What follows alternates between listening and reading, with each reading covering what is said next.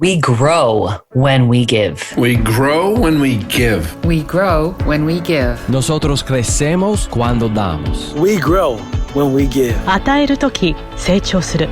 We grow when we give. Welcome to R.O.G, Return on Generosity, a podcast celebrating generosity at work. Not financial giving, giving valuable time, alternative perspectives, and genuine collaboration. Our special guest today is Dr. Amy Edmondson, the world's #1 ranked management thinking, the world's leading authority in psychological safety, and the Novartis Professor of Leadership and Management at the Harvard Business School. A multi-best-selling author, Amy's latest book that we will discuss today, titled Right Kind of Wrong, The Science of Failing Well. This book builds on her prior work on psychological safety and teaming. It provides a framework for thinking about, discussing, and practicing the science of failing well. It's an exceptional body of work. In fact, it won the Financial Times Business Book of the Year 2023. On a long list of things that I appreciate about you, Amy, generosity, intelligence, communication skills, long list. What I appreciate most is your grace.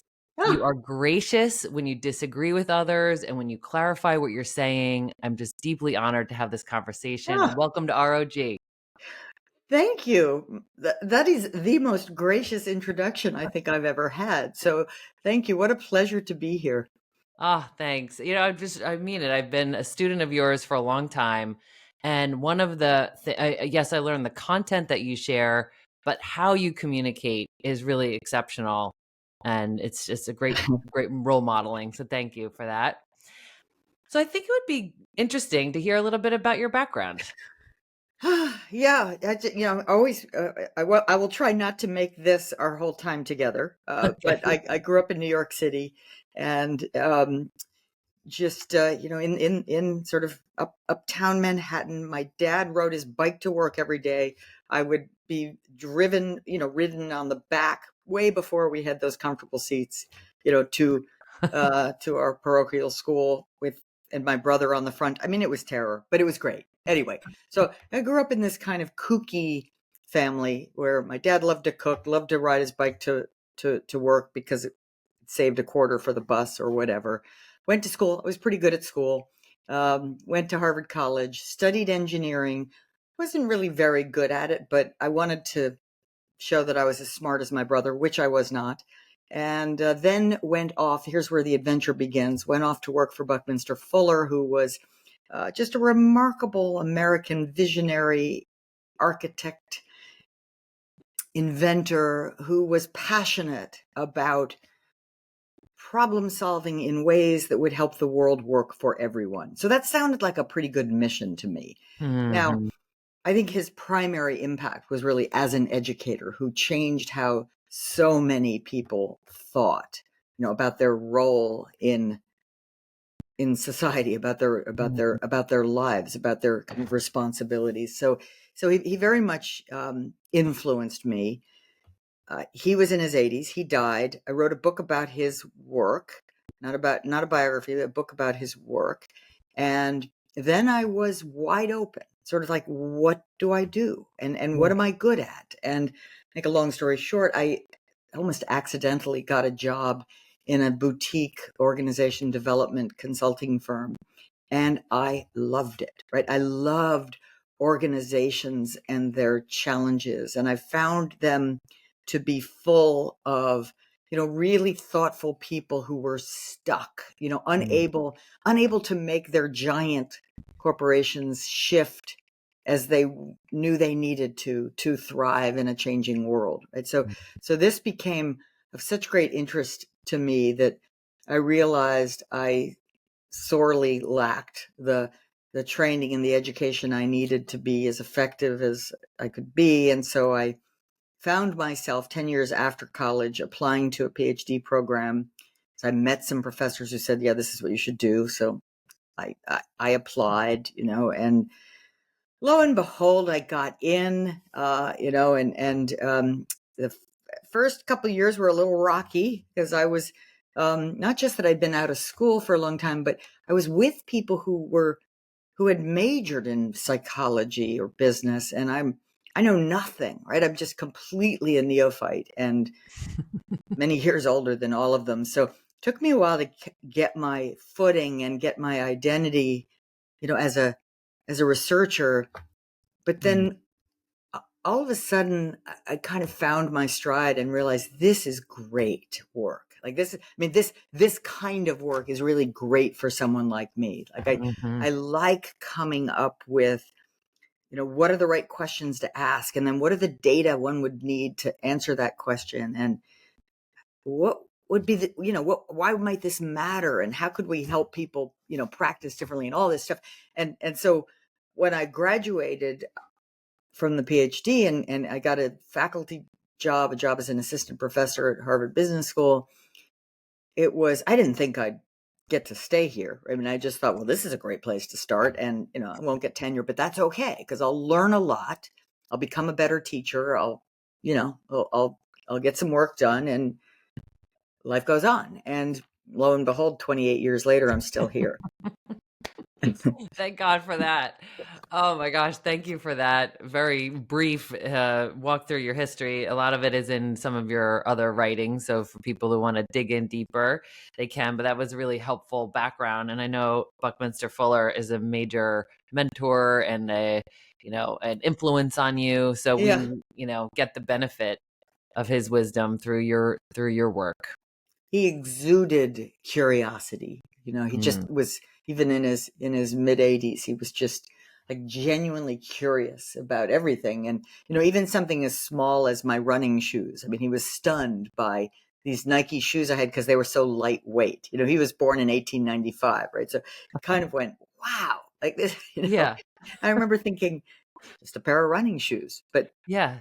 He but had how did that joy. influence you? Like, how did his curiosity spark yours? Modeling, I really do think that leadership is part role, being a role model. And, when it's infectious, right? If someone's curious, you become more curious. And if someone is listening intently, you listen intently. And he was quite generous with credit and very joyful. And so that influenced me in the sense that, society kind of tells you that if you make it that long, you're going to be like unhappy. It's like, this is the happiest person I've ever met, so it made me sort of more hopeful, I think. Yes.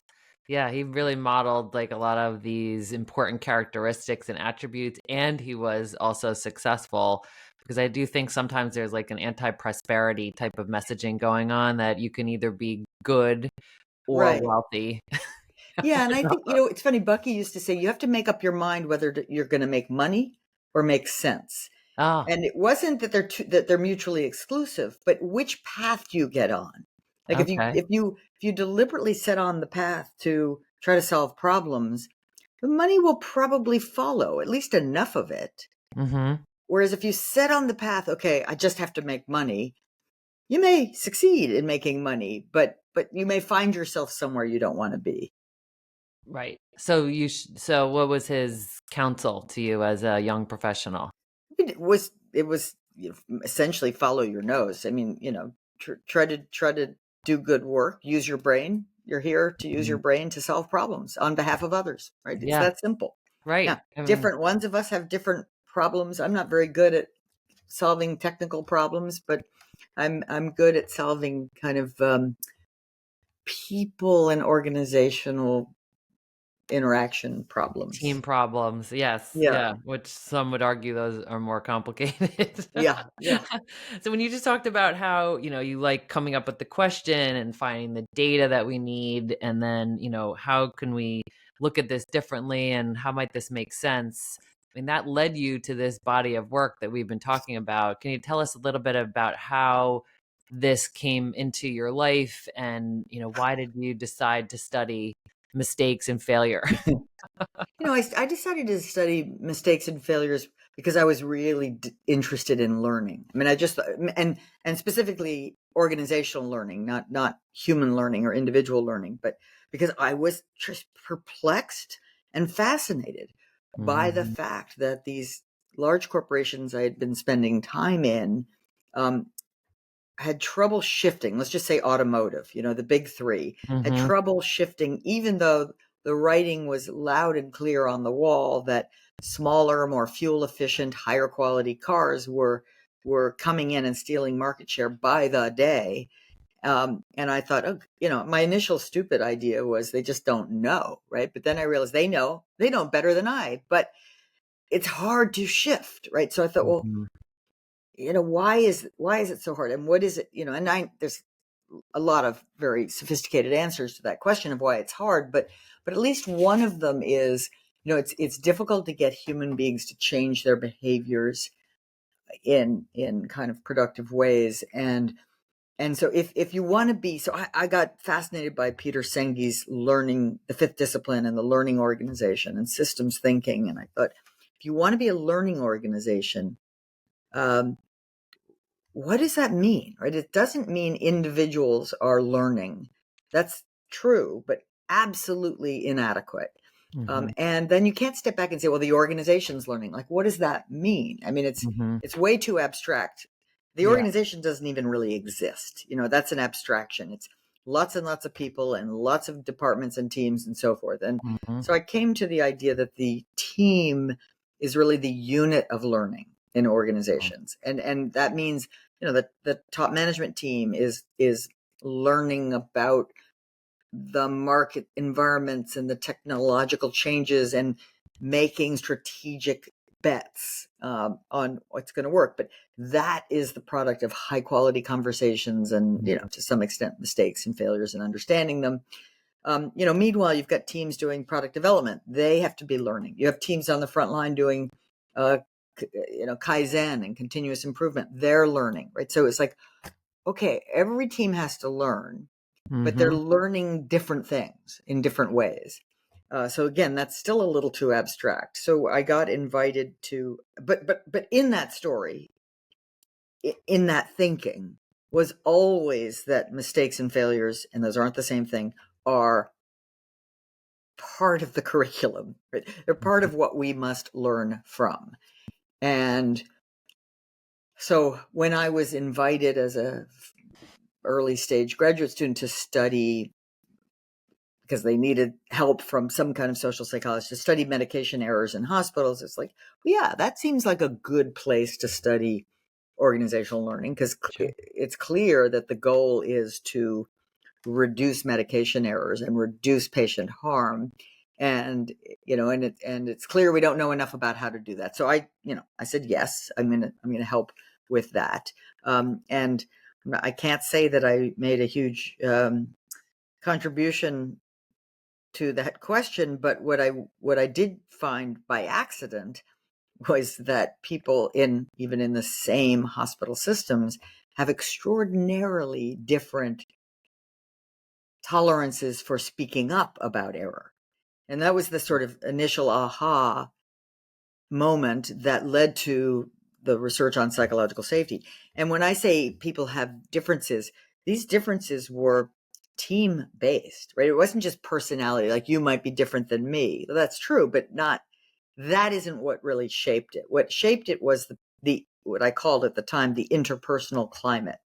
So this care unit, this team, would just be remarkably different from that team, right across the hall, in terms of their willingness to speak up about mistakes. Okay, well, that's interesting. Like, what's that all about? And a short and incomplete answer is that it's about unit leadership, right? And like leadership in the middle, in this case, nurse managers or medical directors, right?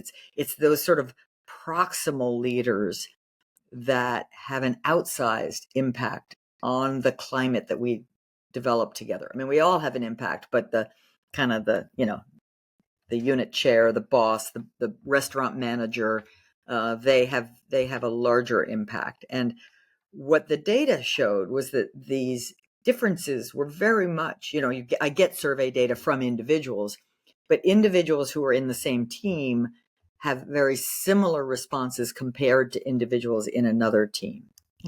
And particularly there was an item in that survey, that early survey, because again, this was a study of errors, so it was logical to include this item, which was, if you make a mistake in this unit, it's held against you. right? Like that lit up like a Christmas tree, right? It was just, this was sort of a oddly diagnostic item in marking differences across groups. And in also, it turns out later when we finally had the error data, it was the most predictive item of the actual reported error data. Like initially we were thinking of the error data, as if it came in from on high and was accurate. And then we had to kind of come to terms with the fact that these were not necessarily complete and full error data. They were reported errors, which is not the same thing as actual errors, right? Hello. So then that sort of started me, that accident started me down a path of saying, well, I wonder if this is true in other organizations, right? And when I say if this is true, I mean, are there meaningful differences across teams, even in the same organization? So I got the chance to study a manufacturing company in the Midwest, one with a sort of a famously strong and positive organizational culture. So I figured this is going to be a tough test, right? Because everybody should be pretty good here. But indeed, again, profound statistically significant differences across teams. I had 51 teams in what I by then was measuring with a 7-item measure was psychological safety. And did you call it that? Well, not right off the bat. I mean, I was still thinking of it as interpersonal risk and interpersonal climate. Yeah. But in a manuscript review process in a journal, the reviewers said, "What you're talking about here is psychological safety," and I said, "Okay, I'm talking about psychological safety." I didn't know the term, and it had been used, but not very much in my field. Yeah. And but I called it. I mean, since I wasn't measuring individuals, I was measuring teams. I called it team psychological safety, or TPS, but that stands for the Toyota Production System, so I can't use that term.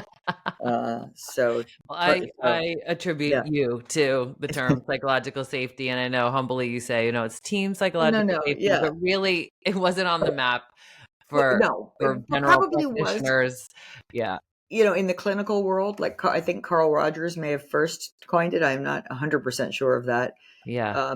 But Ed Schein and Warren Bennis used it in a book that they wrote together on organizational change to say people need this to be, able to change and help organizations change. So it's quite consistent, actually. I hadn't read that book until this reviewer pointed it out, and then I did, and that was really interesting. For those who want to hear more about this, because this is a fascinating topic, and I think it's foundational to the topic we're about to explore even more. Totally. Your book, The Fearless Organization, subtitle Creating Psychological Safety in the Workplace for Learning, Innovation, and Growth, is a must read.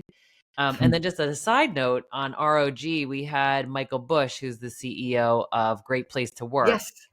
Amazing leader and another role model. He shared that the predictive index for the greatest places to work, those who always win the Fortune 100 best places to work, he said that the one factor that is a sure thing, like you could see it from a mile away, is psychological safety. That's amazing. Yeah. So you're saying in order to have psychological safety, it's all about how we treat mistakes. So really, if we were going to look for what's the root cause of the greatest places to work, right? It's how do we handle mistakes? That's fantastic. I hadn't heard that, and I have met him, and I think it makes sense to me because I think we people, we humans, like to learn, right? And we want to be open and honest, but we kind of get the message that that's not so easy in many places. Absolutely. And I know the question I want to close us with is, how can we thrive as fallible human beings? Because that's just the thing, is that we're fallible human beings. We're not perfect. FHB. Earlier you said that there's a difference between mistakes and failures. I think that would be an interesting place for us to start. Yeah. So mistake means a deviation from a known process or practice or way of doing something. That means we do have the knowledge we need to, we have a recipe. We make a mistake, we have deviated from it. I make a mistake and I fall off my bike, but ordinarily I'm pretty fine on my bike. Whereas a failure, failure is a bigger category. So mistake is a pretty precise thing. Failure is an undesired event or an undesired outcome. And some failures are indeed caused by mistakes, right? I make a mistake, I text and drive, I get into an accident. That is a failure caused by my mistake. But some failures are simply the undesired result of a thoughtful experiment in new territory. And those are the ones we must learn to love. I mean, I think we must learn to learn from all of them, make no mistake. But the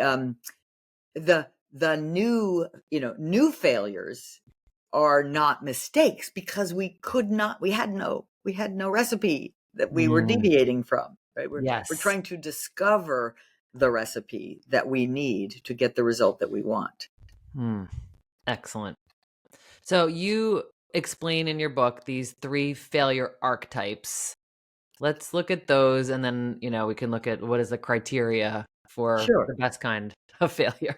So I'll start just for fun with the good kind, right? Okay. Intelligent failures. Yeah. Intelligent failures are the undesired result of a thoughtful foray into new territory, i.e. an experiment, right? And so scientists and inventors, elite athletes, celebrity chefs and others, parents make their living. Parents, absolutely, through intelligent failures. They without intelligent failures, they cannot make progress into new territory. And I suppose that's true for parents too, right? Because every new year is a new territory. You've never had a 10-year-old before, or a 16-year-old before, and you will have deviations from happiness. There's no question about it. And we need to learn to kind of accept those with equanimity, learn from them. So those are intelligent failures. And just to be even more precise, there are 4 criteria. One is new territory. There is no way to look up the answer and then avoid the failure. It is in pursuit of a goal. You're not just messing about. You've got a hypothesis, right? You've done your homework enough to have good reason to believe this is worth trying. And number 4, the one that is so often missed in organizations, is no bigger than necessary, right? It's as small as possible. So you don't launch a new product without having tested it first with a smaller group of customers to see what they think. And let's say they hate it, then that's a failure, but it's a small failure and very few people have to know about it. And so those are intelligent failures. Basic failures are just that. They're the undesired results that are caused by deviation from best practice, generally a mistake. We make a mistake and we get a failure. Single cause. That's what makes them basic. Okay. Complex failures are multi-causal. They are the perfect storms. They are the failures that happen when a handful of factors come together in just the wrong way, where any one of the factors on its own would not produce the failure. Really helpful.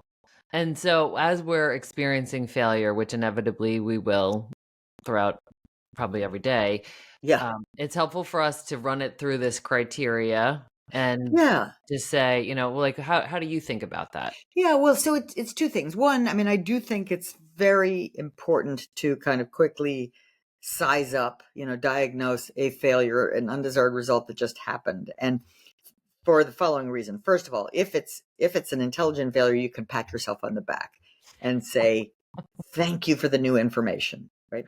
If it's a basic failure, you can say, okay, I wasn't, think about it. I wasn't paying attention. I was doing 2 things at once. I was walking down the street while texting and I, tripped on the sidewalk, right? Whatever it is, pause, remind yourself not to do that. In fact, a good portion of each of I have a chapter on basic failures, a chapter on complex failures, and the big portion of both those chapters is on best practices for preventing, right? Because this is really what you want to do. You want to prevent. There's not a whole lot of new knowledge that comes from a basic failure. So we want to prevent them. So yes, you diagnose it again for that reason, for that learning, and even for that self-congratulation if you've managed to have an intelligent failure and brought something new into your life or into your team. And secondly, because I mean the framework is important because its primary goal is to help us avoid preventable failures while welcoming and probably increasing the production of intelligent failures. Right? In other words, take more risks. Like we have to be willing to take more risks in our life, in our work, risks that are appropriate, right? And again, no bigger than necessary to enable us to make progress. Really helpful. Thank you. So one of the things that you talk about in the book is the relationship between uncertainty and preventability. So as we're just thinking about how we can size up our failure, and then I do want to talk about risk tolerance, but just how do you see the relationship between uncertainty and preventability? So uncertainty and preventability are in tension or at odds. The more uncertainty there is about a project, a realm, a set of activities, the lower the preventability of failure is. So I like to put, if we put these three types on a spectrum from basic to complex to intelligent, as we go from basic to complex to intelligent, the uncertainty goes up. In other words, they're more likely, those kinds of failures are more likely to happen in higher uncertainty domains. And meanwhile, the preventability goes down. Technically, you can't prevent an intelligent failure because it's not theoretically preventable, because nobody has the knowledge you need to prevent them. The only way to get the knowledge is to try, see what happens. And so, if you're doing your homework, they're preventable. If it's preventable, that means someone had already done that and you could have avoided it. But so we can't prevent intelligent failures, but we can avoid them. And I know that sounds contradictory, but it isn't. The way to avoid them is just don't take risks. Yes, Right? stay in your comfort zone. Yes, for sure.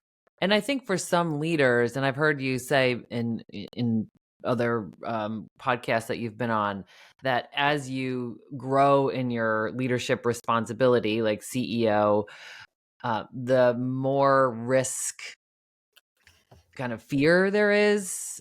There can be real aversion, right? Because more people, you instinctively and truly know that more people are watching, right? So in a sense, you could say, and it's true, the stakes are higher. And so just know, I'm not saying do reckless things. I'm saying know that there are these powerful forces that will inhibit you from doing the things that you truly do need to do in a dynamic, changing world to lead your company in the most effective way, right? And to role model the most effective behavior, right? So you will be naturally more risk averse given the stakes, but you must overcome that and keep taking smart risks. And it's all about the smart risks. And smart risks are ultimately, on page 64 of the book, are the sort of the questions that the 4 criteria I gave you before, those are turned into questions of, is this new territory? Is there someone I can ask? If so, go ask them. Have I done my homework? Have I figured out what I know, what I don't know? Have I figured out a way to do this as small as possible? So, you can ask yourself those questions, and then you can hold yourself accountable for, whatever level of the organization you are, for taking enough of these smart risks. But if you can't point to the last smart risk you took, you're not doing your job. Right. Yes. I love that encouragement. It's so important for us to look at this. And, there are some that are, have a high appetite for this kind of change and novelty or willingness to shake it up. And then there are some who really don't. So just checking yourself. I love those questions. They're so practical. And this criteria for intelligent failure is just, it's such gold, and So just to work basic. our way through it. Yeah. It's so obvious, right? But it's so not consistently used. Yeah. And I just think about how do you make it practical? Like you've just made this thing that's, I think, really complex. We all experience it, but we hadn't had labels and categories and quadrants for it before. But now we do. And we have this like checklist. And one of the stories that you share, which is really painful to read, is about someone who did not go with the fourth criteria, which is as small as possible, like no bigger than it needs to be. Would you mind sharing that story about Well, the there's a financial couple. risk? Yeah, well, there's a Okay, lot of them. Ray Dalio. Yeah. Yes, yes. So I do. I love that story because he's such a brilliant and successful person. So it makes it kind of fair game. So Ray Dalio is an HBS alumnus. He graduated in 1975. Started his own hedge fund, basically Bridgewater Associates, which is quite famous, and it did very well. In fact, he was so consistently successful that he was frequently asked to speak on national business programs on television and so on. In the early 80s, he became convinced by a number of economic indicators that he was paying close attention to. He became convinced that the U.S. economy was headed for a recession. And he bet everything in his company and in his own net worth on that hypothesis. And in 1982, the U.S. economy started one of its longest growth periods in history. So Dalio was wrong, right? Profoundly wrong. Now, let's take had to borrow money from his dad to pay his rent. So let's take a look, right? So new territory, of course. I mean, financial investing is always playing in new territory. In pursuit of a goal, yeah, he hoped to make a boatload of money. Had he done his homework? Nobody was a better student of the economy than Dalio. Okay, now we get to the fourth one. Mm-hmm. Was it no bigger than necessary? Wrong, right? Ding, ding, ding. So here we yep. There's always uncertainty, and you bet no more than you're willing to lose. Mm-hmm. And the upside could still be the upside, right? But bet no more. And we know this is intuitive. We know this. Yeah. But it's such a good example of an almost intelligent failure, but violating that fourth criterion. To his credit, Dalio says in retrospect, that failure was one of the best things that ever happened to me because it taught me the humility I needed to balance my aggressiveness, right? And to shift from this absolute certainty that I'm right, mm-hmm. Those who see it differently, they're wrong. To shift from that to, I wonder why I'm right, which is just, I love that, yes. Right? It's the tiniest shift. He's not saying, he's not even saying, I wonder what I'm missing. He's just saying, let me get a little curious here. Mm-hmm. Why am I right? And that introduces the doubt, which is appropriate. And then it also forces more critical thinking. Mm-hmm. That might temper the enthusiasm, which is exactly what he's saying. So I use that story to open chapter 5, which is the chapter on the absolutely critical role of self-awareness in failing well, right? Because you want to know yourself. You want to know your weaknesses. In his case, being overly confident, overly aggressive, and say, I need to temper that with a little self-awareness and be more thoughtful going forward. Now, that was 40 years ago, and truly the rest is history in terms of his own success. So yes, it's a good reason. It's a good story for that too. Yes, it is, that he rebuilt everything. And I think that, like you said, to his credit, that he took the humility lesson from that. And he also created an incredible example for your model. Yeah. It's a good story. The fifth, criteria for intelligent failure, as you call a bonus, is that you learned from it. Exactly. Right? And he did that. So check, right? Yeah. Definitely passed that one with flying colors. Exactly. And I know we shouldn't have favorites, but in your book, the chapter 5 is absolutely my favorite. And it talks about there's so much gold in there. One of them is the low road, high road. And I think you titled the chapter, We Have Met the Enemy, right? Yeah. Is that right? Pogo, right? And it is us, right? It is me. So, I mean, I'm just somebody who I often say to my kids, take the high road, There's never Yeah. any traffic and Right. the view is great. So I'm just Oh, I very love much a that. fan of high road. I And love when I that. remember to Yeah. be up there, I do enjoy the view, and I'm like, and it's not in Yeah. a righteous way. It's more in a No. growth No. mindset kind of way. Like there's Yeah. two places I Yes. could be in this scenario. Yeah. Yes. When I talk about high road, I am not talking about the sort of the moral high ground, although I'm certainly that's nice too. I'm talking about almost the like slow it down, recognize our potential for automatic thinking, Hmm. much, if not most, of which is unhelpful for our health, for our well-being, our strategies, and just slow it down and think it through and know yourself. So I learned from, again, this boutique consulting firm was run by a man named Larry Wilson. I learned a lot from him, and he learned a lot from an advisor and friend that he often had around named Maxie Maltzby, who was a African-American psychiatrist and studied CBT, cognitive behavior therapy. He sort of rebranded it his own style called rational behavior therapy, because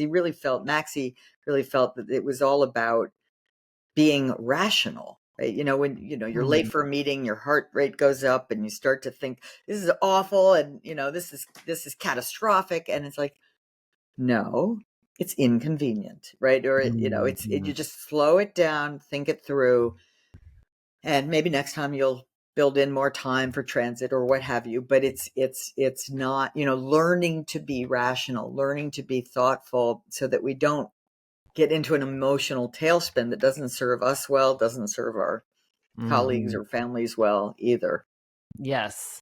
And I know for a lot of people, their number one word when you ask them how they are is busy. So in Yeah. a busy world, it seems like we're on that low road a lot because we're just like synapses Yes. flying, we're making Yeah. decisions, we're running breathlessly. So for us to like slow down, and you're not talking about for a week, you're saying for like No. 2 seconds or, Exactly. Just like what's that little pause. space that you could create? Master the pause, right? Master the Yeah. pause. Yep. Yes. And that, yes, the quote with which I opened that chapter is the famous Viktor Frankl quote. Yes. Oh my Between gosh. stimulus and response, there is a space, right? Oh, there Yes. is. Yeah, there And is, yeah, right? and that's where our And freedom and lies. that's where our freedom lies. We Yes. must learn to first recognize it, like know it's there. And then second, take advantage of it and realize you can choose your response. We don't think that way. Right? We think, well, you did that to me, or, this Yeah. happened. And now, of course, I'm upset or, paralyzed by fear or what have you. No, you can learn to master that pause. You can learn to stop, pause, challenge that initial emotional reaction, walk it back down, and choose a more thoughtful and better for you response. Without a doubt. And you call that in this chapter too, again, just loving on chapter 5, the cognitive habits for responding to failure, Yes, which yes. is like a Yeah, way these to are say, habits. like, Yeah, it's a habit you're creating. Like that's right. the key word I think in there. It's like, yes, it's cognitive, but it's this habit you're building so that you're not just, responding and being triggered by so many things. Yes, and my assistant, it's like the biggest compliment I got recently. Um, said that I'm really good at this, like that I am good at, when stuff happens, which it does Yes. all the time. Yes. Like I am good at reverting to, well, this is inconvenient, right? Rather than this is awful, and I'm Yeah. just like, okay. I mean, Oh, that's such a wonderful like compliment. I thought so too. Like, Yes. because What oftentimes my mind is racing, but externally I try to. And if you're doing it externally, it's only a step. You're only a step behind internally. what do you do? Like how do you stay, like I think of like the swan on the river, right? It's like just Yeah, like, on the surface you look so elegant and then underneath you're like paddling like crazy. yeah. So what do I you mean, do? I think it's primary. I mean, for me, I guess it's part of being, I in part studied psychological safety because I'm a scaredy cat, right? I mean, I'm a little timid and a little holding back and worried about what people will think and so on. And because of that, I'm quite tuned into other people's emotions and reactions, and I really don't want to ruin someone's day. Right? So I don't want, I mean, for selfish reasons, I do not want to yell at someone who's made a mistake, or, you know, get all like crazy hysteric if something has gone off the rails with an agenda or a plan or a travel or something, right? It's like, it's just, I'm too self-conscious about what they will think of me if I'm a total jerk. And so therefore I handle it with grace. breathe. Yes. Yes. Right. Yes. Because it's, again, so it all comes back to, you know, it makes it's not such noble. a difference. It's just that heightened awareness of other people's needs and reactions will lead me to try my best. And I describe that as generosity, because I think it's that, like, you're prioritizing how they're making you feel for whatever reason. You know, you other awareness, you know, it's other awareness. And I do love the word generosity, but I'm not sure I can, you know, get credit for it most of the time. Oh, I think so. And even just how you have said, just one more practical thing, you've talked about the difference between like how we ask questions. I'm a huge fan of what I would call the power of questions. I've learned a lot from you and how you ask questions and how you respond to questions. But the difference between like, why were you late versus what happened this morning? Yes. It's the night same and day. essence. It's night and day. But yeah, how that feels to the recipient is so different. Could you just say a little bit about that? Yeah. I mean, so I define or think of a good question as a question that focuses in on a particular issue, right? Might be the lateness, but the gap between when we were supposed to start and when we start, right? And by its phrasing, it gives the other person room to respond, like space to tell the story, and you know, and it indicates that interest, right? So questions that are how and what tend to be, you know, this isn't a rule of thumb necessarily, but they tend to be good questions. And note, they're not leading questions. It's, you know, it's not, don't you agree that, right? And they're rarely yes, no questions. Although a yes, no question could be followed by a good question. But they are, I guess the easy way, because you don't want to have to memorize a bunch of rules. The easy way to get to a good question is to genuinely want to learn. Yes. Right? Oh my gosh. That curiosity again. Right.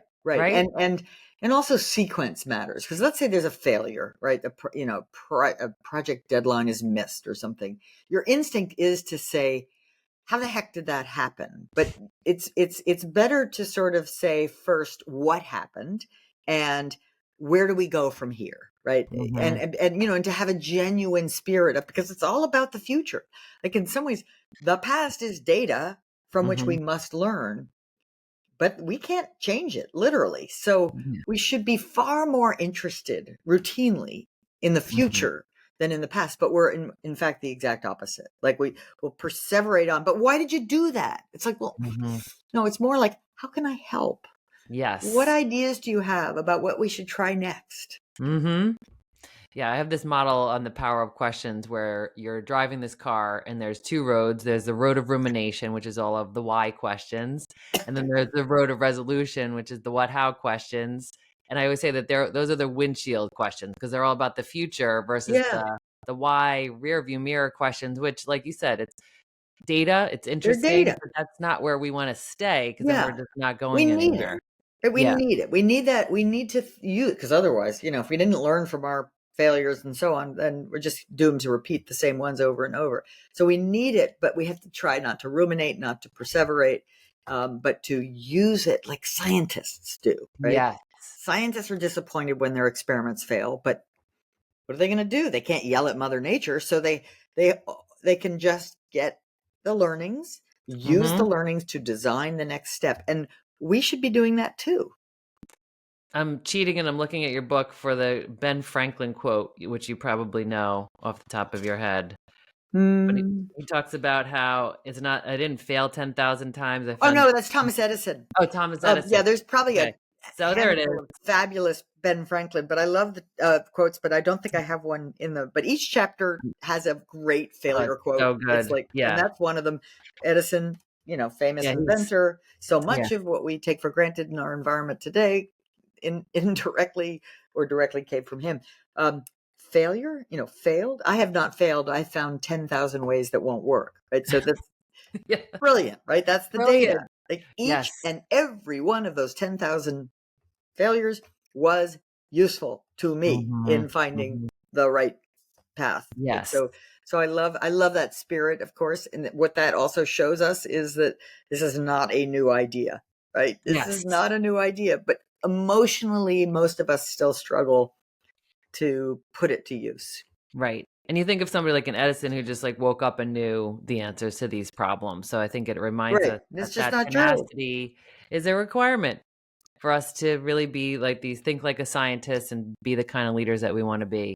Exactly. So just in the spirit of generosity and thinking about how can we manage mistakes that we make and respond to mistakes that others make. I would just think looking at both sides of the equation would be interesting. So starting first with how can we respond to failure that we cause or are responsible for making? It's a simple word, apology.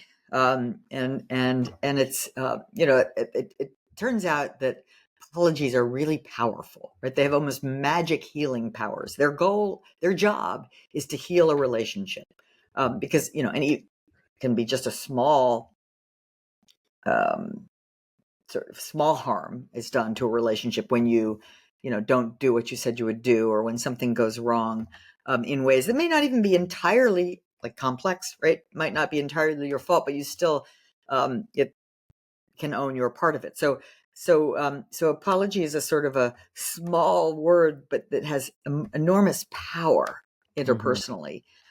And there's wonderful research on this. There is a difference between a good and a not good apology. And the good ones primarily have this in common. The apologizer is taking accountability, by which I mean is owning his or her own role in either the omission or the commission, and when appropriate, offering to make amends, and sort of committing, in a sense, inadvertently or directly, to doing better going forward, right? That's not so hard, is it? Well, it can be, right? Because we feel like, ooh, if I apologize, it means I'm guilty and bad and I feel shame, right? It's like, no, if you can apologize, if you can issue a good apology, which is described more carefully in the book, then you are, chapter 8, you are, you're strong, you're wise, you're caring. So good. And then the other side of that, how can we generously respond when others make mistakes that impact us? I mean, I love the word generously respond, and in some sense that says it all. But I do think we have a responsibility to help them feel okay as quickly as possible. Like, don't worry, all is well. Let's look forward together, right? So you can be that coach, you can be that friend who helps the person put it in perspective. Because I think most of us have a tendency to exaggerate the size and the impact of the failure in our own minds. Yeah. So to give a little relief and to even ask the question, like, what can we learn? What can I learn? Really, we learn from it. With your kids, you can tell them, what did you learn, and be genuinely like open-minded and curious about what they learned, and not, it's not a, well, what did you learn from it? It's a, hey, what did you learn? Wagging. No, it's not like and you're that. interested to hear what they learned, because it won't necessarily be exactly what you learned. Right. And that's interesting too, right? How they think and how they interpret things. So one last question, and then we'll do our final recap of some of these nuggets, which good luck to me to try to lasso this. So how can we thrive as fallible human beings? We are, we're destined to make mistakes, even before the end of the day today. So this is not just like a every so often. This is an all the time thing. So what are some of the recommendations which you outline in chapter 8? Honestly, it just starts with recognizing, and almost, but not quite joyfully recognizing, that you are a fallible human being. That's the curriculum. That's a given. So get over it, right? Just, it's okay. And the term fallible human being, I give credit to Maxie Maltzby for using that term in his writing, and even for abbreviating it as FHB, which I often want to do, right? I am proudly an FHB. I do my best. I try. I don't love being fallible, but I must learn to be okay with being fallible. A few practices that help us thrive as a fallible human being, persisting through struggles, right? And that's, of course, highly consistent with the idea of the growth mindset, but being willing to persist through hurdles and struggles. Reflection, creating the time and space. It could be a journal, it could be, whatever you want, sitting and thinking, but create the time and space. Doesn't have to be a lot, can be very efficient, but to reflect on what happened and why, and what that might mean for you going forward. Learn how to apologize. And let's see, what am I missing? I mean, this is kind of almost an umbrella, but fail more often. Fail more often. By which I really mean take more risks. Take more smart risks. Eleanor Roosevelt said, do one thing every day that scares you. Oh, that's brilliant. So here's some of my takeaway tips, and there's lots of them. One of them, and we were talking about, as you fondly refer to as Buckminster Fuller, you said coming up with the questions, finding the data, and then thinking about how can I make an impact? What does this teach me, and how can I help other people with that? Being a good role model, both him to you, you to me. Learning, always be learning. Right? There's just always opportunities to learn. I love the question of what are you perplexed and fascinated about? Just what are because there's so many problems to solve that could be overwhelming. So just, put it through your own filter. What are the problems that you think that you're uniquely qualified or interested in solving? Size up your failure, avoid preventable failure, increase intelligent failure, intentionally increasing intelligent failure. I love the I wonder why. I wonder why, let yourself be in a state of wonder. Leave space for asking questions so people can tell their stories. That's when you're talking about the what and the how questions. Apologize with accountability. Help others feel okay. And then you talked about this, persisting through our struggles, being reflective, and, failing more often. Take more risks. Yeah, take more risks. So thank you for being you and putting this out there and just giving us another way that we can be generous leaders. Thank you. What a wonderful opportunity to talk with you today.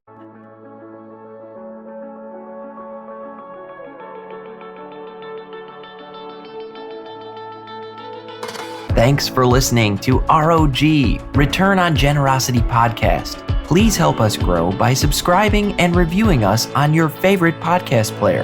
And for more information, visit bridgebetween.com. We grow when we give. 우리는 나누면서 성숙합니다. We grow when we give. On rayonne quand on donne. We grow when we give.